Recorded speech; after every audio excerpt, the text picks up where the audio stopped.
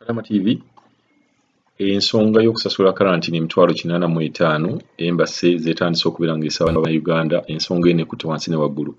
Bakadaama ab'enjawulo bavuddeyo ne boogera ku kintu kino ng'abamu bagamba nti nno tebalina ssente nga bulijjo bagambye tebalina ssente, abamu ne bakikwasa nti oba y'empisa neeyisa abaana gye batandise okweyisaamu embi ey'okubeera nga bagenda e Uganda ne bagamba tebafuna bakamere ke baba batono. Bakadaama ab'enjawulo buli omu ekintu kino akyogerako lwa njawulo nga era bw'obeera ng'obazeemu kati waliwo ngaawo Kadaama gwe mujja okuwulira bw'oba obazeemu emitwalo 85 zeezo si na mwezi mulamba kuba waliwo abaana bakolera emitwalo 5 ne wabeerawo abakolera emitwalo 20 nga mulabi Kadaama oyo avuddeko twabadde vidiyo yagamba akolera emitwalo 20. Kati emitwalo 20 kitegeeza alina okukola emyezi 4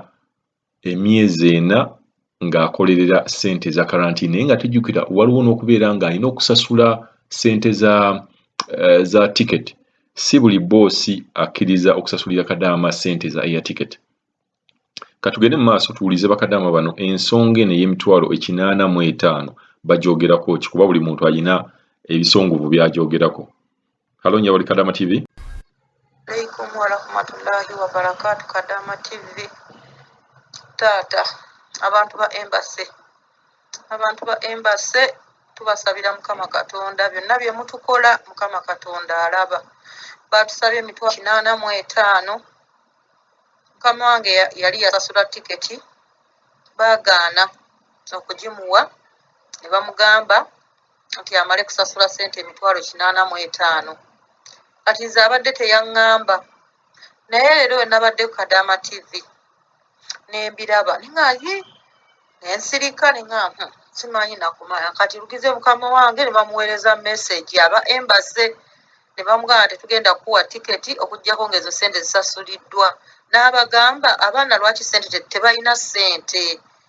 Ayogedde nabo n'abagamba abaana tebalina ssente lwaki temubalina ne bamala okutuuka e Uganda ne mulyoka mubasaba ssente ezo ko bo mbuwe bamala okutuuka e Uganda ssente tebazituwa. Kati buli ayagala okugenda alina okusasula 85 era ekyayimiriza ennyonyi ya 29 nti wabaddeyo abantu abasasudde 85 abantu batono ng'abalala bonna basasula tiketi naye nga tebannaba kusasula 85 kwe kuyimiriza ennyonyi. Naye Kadaama TV taata tusaba otukolera omulimu naye olwedde abasinga bamaze ozisasula ssente kuba omuntu bw'oba okoye tolina kyakola okolerera obwereere ne tukololera aba embase. Taata tubeebaza mwebale omulimu gwe mukola aba embase era mwebale nnyo mwebalire ddala tusaba Mukama Katonda abawe kye musinga okwagala. Tetujja basabira bubi naye nga tetuli basanyufu gye muli ku nkola yammwe ey'emirimu kuba toyinza kuddira muntu afuna 85 gyonna n'ogimutwalako n'akolerera omwezi n'abeera nga talina wadde n'ekikumi kyafunye kyokka ng'amenyeka. Bw'aba mwana wo ddala ba embase nga ye mwana wo yakola n'omutulugunya mu mbeera eyo emitwalo 85 gyafunirwa mu mwezi ng'ate alina okuwaako n'abaana be. Fe abaana abaffe kabafe enjala nga mwabammwe beeyagala naye kale Mukama Katonda gy'ali alaba. Aba embase mbakolimidde Mukama Katonda gy'ali alaba. Wulire Mr. Kadaama ekintu kino tukyogeza nnaku n'amaziga. Toyinza gamba muntu musasuza tiketi ya miliyoni ne ssente ezigwamu kiro n'omuwa 3 ng'ate alina kuba na kiro 4. Ddala ekintu ekyo ne byonna ne tubigumira naye ate n'otekako n'akakwakuliza akalala nga tiketi bagisasudde ey'ennyonyi ne mulemesa ennyonyi okujja olw'okuba nti nno mwagala ssente musasule wooteeri nga waliyo wooteeri ez'obwereere. Mr. Kadaama bannange tuyina ennaku naye kale Mukama Katonda ajja tusasira katukolerera obwereere ssente tuzibawe Mukama Katonda gy'ali. Yebaleko Mr. Kadaama nze ekinyiiziza kiri kimu batusasudde ssente za hotel teri hotel gye bali tutwalamu bawandikako Budagala's Villa Hotel. It's not a hotel, it's hostel. Kuba nze bosi wange agenze n'asaakinga ayagala kulaba hotel ekigenda mu efaananyi ntya ngenda kulya miruzi zitya agenza okutuuka guli bakuleta hostel. Hostels bagenda otambuzi batusasuze sente zonna emitwalo 85. Can you imagine? Hostel is not a hotel, it's hostel. Can you imagine Ugandan? Oh God, it's not fair. At least tusasudde bayitadde mu hotel naye bali tuteeka mu hostel. Kilogulamu batuwadde ntono, tubawadde sente ezo zonna mitwalo 85. Omwana asomesa kubaze Mr. wabadde abuuza bamugambye oli student oba oli wa Kalantini.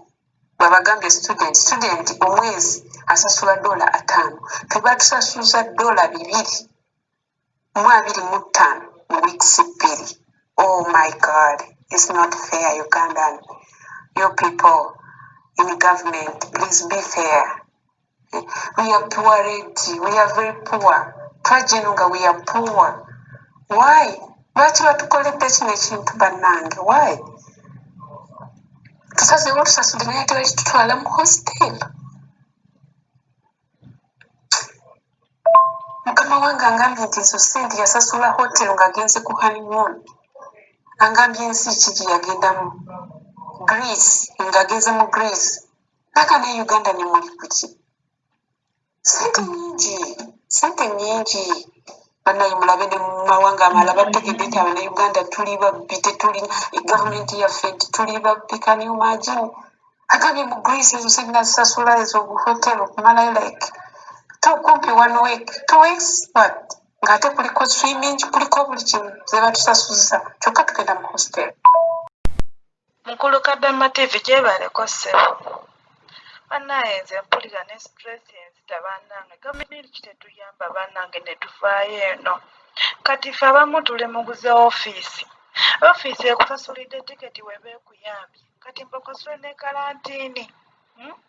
Kati nze ayogera omanyi nyonya yagenda nga ennaku z'omwezi 28 omwezi oguwedde. Nakoma ku airport ne bangamba empapula zibulako kyokka ndi mulwadde. Neetaaga eddagala, omutima gunnuma, eddagala sirina, tetulina n'abujjanjabi bwonna. Bakuwa emmere ne bakuyamba ne bakuwa emmere bakukasukira bukasusizi. Naye kyokka kati bali mu kutugamba tusasule sente za Kalantini. Tuzijjewa nga bamu tukoze n'emyezi 3-4. Tebatusasudde bakuggyeko sente ezo, mukama wa akuggyeko ebintu byo byonna.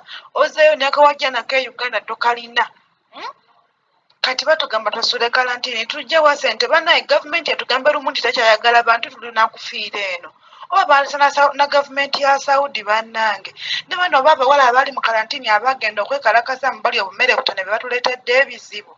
Ebiwala ebina Uganda oba byabaki nze byantema binyiiza n'okuwunyiiza. Bakuyambye bakugye oli mu Kalantini olya mmere ya bwereere osinika ebinyombo buno obumere batuwa butini. Waki muntu ono ne lafa abakyali mu bizibu?